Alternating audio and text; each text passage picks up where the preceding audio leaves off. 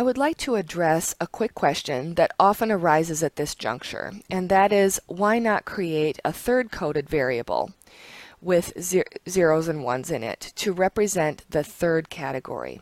So for example, the business school. Why in the world would we not create a third coded variable, as seen up top on the top right, that is an indicator for the business school? So the two departments would receive a 0, the family studies and the biology, and the business would receive a 1. Wouldn't this be better? And the answer is that it wouldn't be.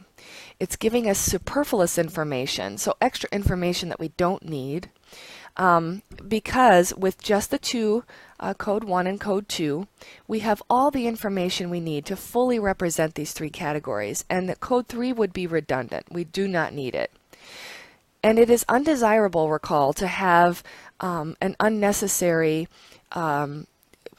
predictor in our model that we don't need.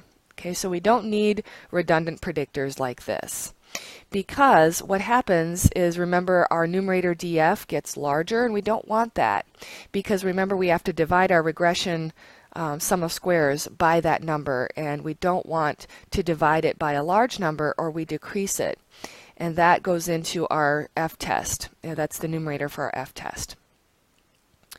We don't want our r-squared to become artificially inflated. Remember, if our predictors are approaching our n size, then that means that we will have this spuriously inflated r-squared, and we don't want that either.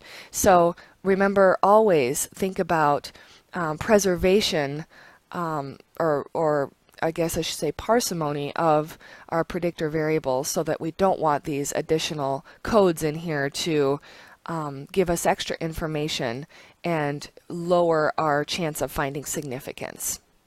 So technically, we could throw in this third code, but it would give us extra information and unnecessarily cut into our SS regression, and so we would just want to be more parsimonious and use only the two codes to represent these three categories.